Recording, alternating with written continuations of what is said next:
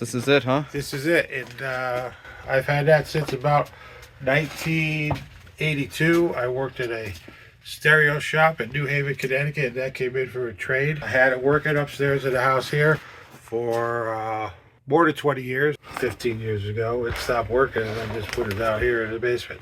So it's just been sitting right here for It's been sitting 15 right in that years. spot.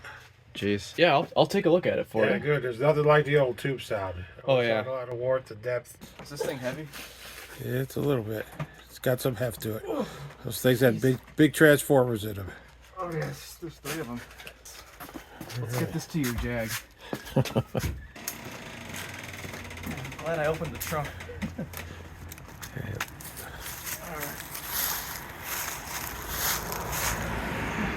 Thanks for the opportunity. I think everyone's going to really like seeing this one get fixed up. Yeah, it should be good. Oh, this is heavy. Oh, 3 transformers. Isn't it insane to think that somebody traded this in the 1980s for probably some black plastic? That's just insane, but you know what? Them's was the times. From what I can gather, this is a pretty rare piece here. This is the very first Macintosh receiver they ever made, and they released it under this Mac branding. As you can see, it is a little dirty, but it's still in pretty dang good shape. We've got basically all the controls you need. Nothing too fancy on here, nothing too gaudy, just a honest, basic receiver. And it's got high quality components inside. I think we all want to see what happens when we turn this on. Now, since this has been sitting for a very long time, we're going to want to bring this up on the Variac and see if we can salvage those capacitors for now. We're going to replace those with equivalents from Tubes and More Antique Electronics Supply. But for now, we got to work with them because it's what we have. There's the 115 it wants. So, let's bring the balance to the middle. Wow. That is really something. It sounds really nice. It's really clear on that side. I don't know why we're not getting audio out of the other side. Let's try out this radio now, see what happens. Radio works. I've been out of the country. What are we doing here? It's even accurate. That's pretty cool. It's very interesting that we've got nothing out of that, but something out of that. The tuner works excellent. It tunes to stereo.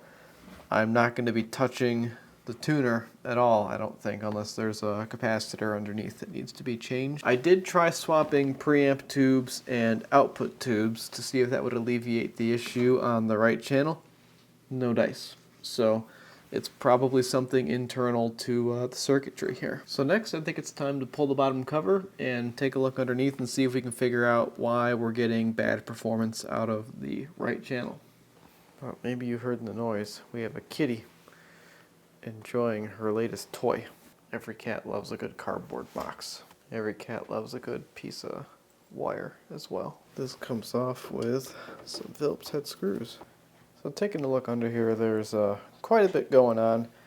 This stuff looks intimidating, but at the end of the day, it's really not the worst. And we've got evidence of someone being in here before. You can see we've got some cut leads and solder on those little Nichicon capacitors there. So those were replaced at some point. I don't know when.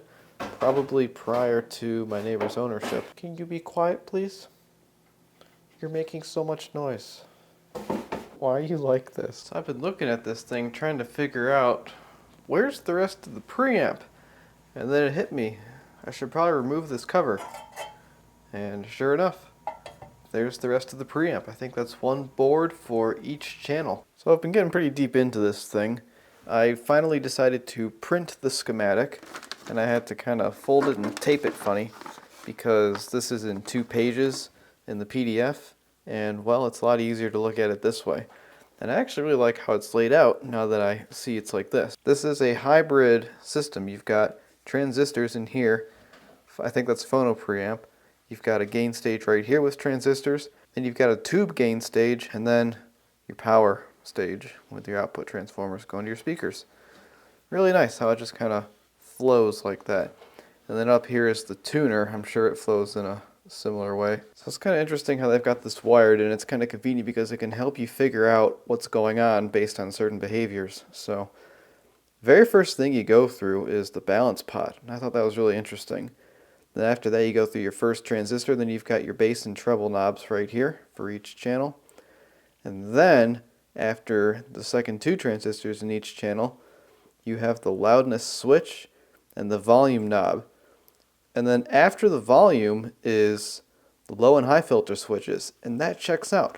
Because when I was playing with this, if I switched these filters, high and low, on and off, I could hear a little bit of crackling in that speaker. So that to me means that the power amplifier is likely working. Our issue's probably in the preamplifier, because, you know, you're following the flow here. So far I have removed all the transistors and swapped them between the boards and gotten the same results. So it is not a transistor. If it was a transistor, the left channel would start acting weird. So that means it's either a resistor or a capacitor, and I just need to find which one it is. So I'm going to go do that right now. Check it out. Sound on both sides. Do you want to know what it was? I'll hit this test button on here.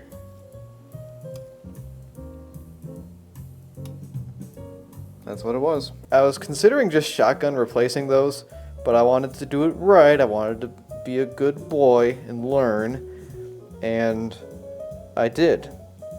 So, you know, if I would have shotgunned that, I guess I would have known it was the caps. I wouldn't have exactly known which one. So there's the new one, just the Etrican PW sitting in there. And I think those other three are going to go bye-bye very soon here, because they have the same fate, I'm sure.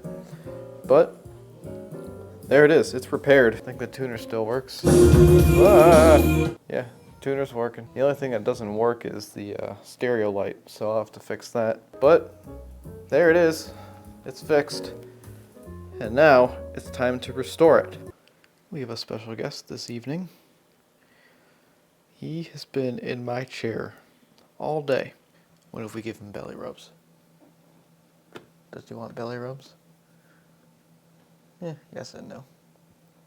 He's tolerating the belly rubs. Anyways, over here, I replaced the rest of those black electrolytic capacitors. I've also removed the faceplate.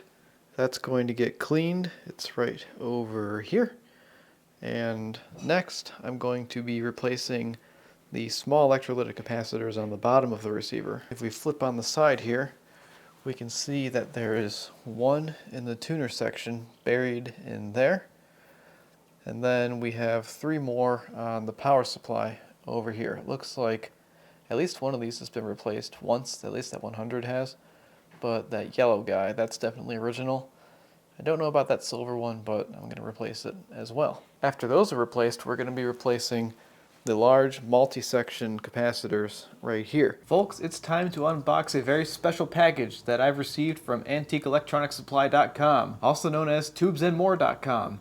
They have sent me multi-section capacitors to replace these three on this amp and a matched quad of output tubes. So let's open this up and see what's inside.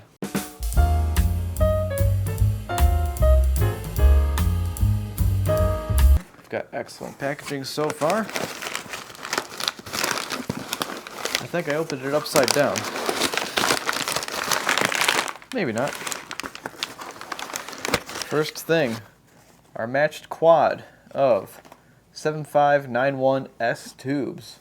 Those are going to go really well in this amp. This is going to help balance the amp and make it work optimally. And then we've got our three multi-section replacements here. I'm going to make a separate video showing you how to spec these, how to find them on their website, and how to install them. And how could I forget? You, the viewer, get a coupon code just for watching this video. For 10% off your order at AntiqueElectronicSupply.com or TubesAndMore.com, use code AHFix10, that is AHFIX10. So be sure to use that code, get a nice discount on stuff, and we can keep this little sponsorship going here. Let's get back to bringing this thing back to its former glory.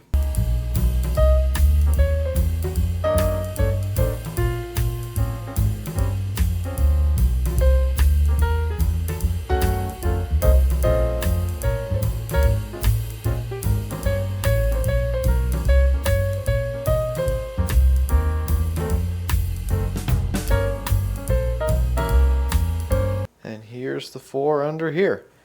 This small one right here was related to, I think, the tuner stereo lamp. I replaced it with a little Nichicon PW. You can kind of see it in there. And then there were 3 over here. These were used in the power supply. This one is the one I'm least proud of, but you know, sometimes you gotta do this when your leads aren't long enough. And then over here, I just soldered right into the original little terminal strip there. Some of these were not good in the testing, so glad they're out of here. What did I tell you about being noisy? What did I tell you about being noisy when I'm trying to record videos? And of course, what would a restoration be without new lamps from dgbojo.com?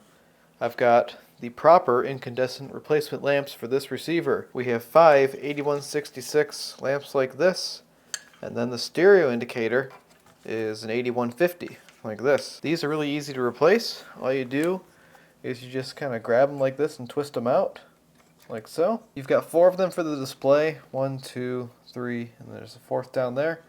You've got your stereo indicator right here, and then you've got what I just pulled out, the tuning meter lamp.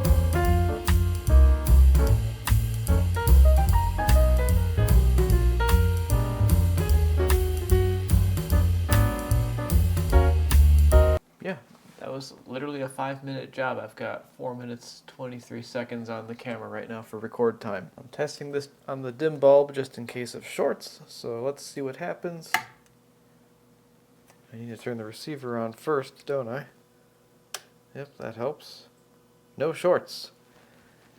And it looks like we've got light out of all 4. Sorry, 6.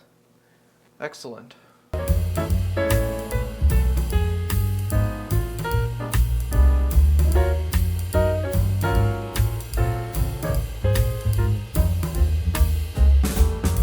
Looks a little nicer, don't you think?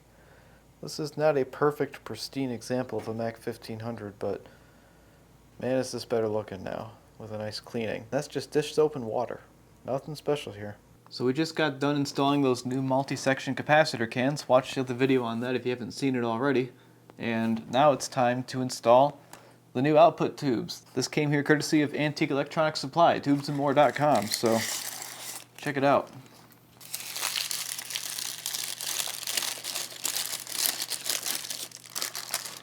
I love looking at a brand new vacuum tube. It's just so cool and nice. They're so clean. They're not covered in dust. Really cool that you can buy this stuff new today. You never would have thought it's possible, but it is.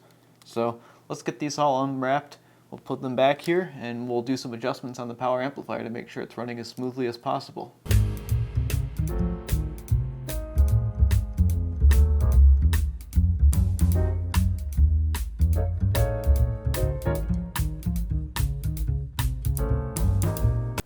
Yeah, one of the reasons I asked if they could send these over is you can see these old tubes. They're only 2 of them matched. You've got these 2 Sylvanias right here, and then that's a GE, and that one says nothing on it. So who even knows what those are? But hey, now we've got a matched quad inside of here. They look real nice with nice shiny getters up top. Let's pull this back here, turn it on, and see if we get sound. And there we go. Sound on both channels. So now what we have to do per the service manual is we need to let this warm up for 10 minutes, and then there's some test points back there. We need to check that there's a certain voltage on there, and then adjust if necessary. I'm going to adjust them for 0.6 volts. Now the service manual says to set it to 0.7, but something online said if you adjust it to 0.6 you get a little bit longer tube life, and that means less heat, less energy usage. So these are set to like 0.4 and 0.3 right now. They're all kind of uneven, but I think that going up to 0.6 will make it just fine.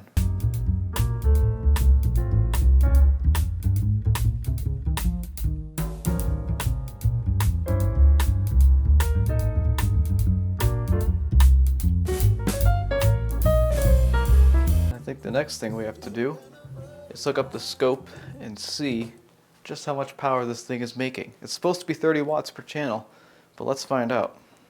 So I don't want to do this too much because, you know, it's a nice amp.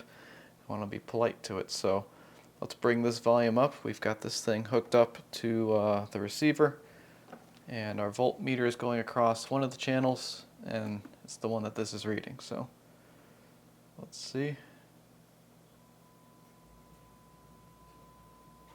And there's our clipping right there. We're getting about 15 volts, which comes out to about 30 watts per channel, so that's proper. Now let's switch our voltmeter to the other channel, and we'll switch our scope to the other channel also. Let's do it again. And there it is again, about 15 volts at clipping. There, interesting, it clips kind of like a solid state amp. Interesting, but that's good. And I can hear the tubes kind of making clicky noises back there because we're putting so much through them, so I'm not going to do that too much, but there you have it, folks. This is a properly functioning Mac 1500 putting out its advertised 30 watts per channel.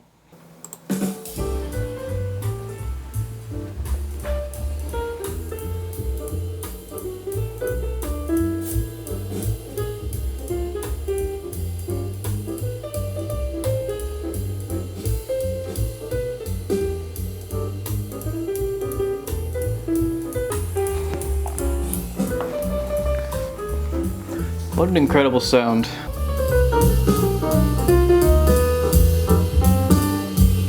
Loudness on, loudness off. Probably sounds better on there with the loudness on, but... So yeah, here it is. A repaired and restored Mac 1500. It's been a real blast working on this. I started working on the Bogan and the Zenith to kind of acquaint myself with tube gear because I knew that this was coming, and I knew I really didn't want to screw this one up because it's probably one of the most special pieces of electronics out there, honestly. It's the very first receiver legendary brand Macintosh ever made. I hope my neighbor's happy with it, and that's it for this video. So thank you so much for watching. Thank you to Tubes and More Antique Electronics Supply for supplying the new filter capacitors and the new matched quad. I'm sure it contributes to the excellent sound for sure. So thanks so much for all of you watching. I will see you in the next one. It's time to listen.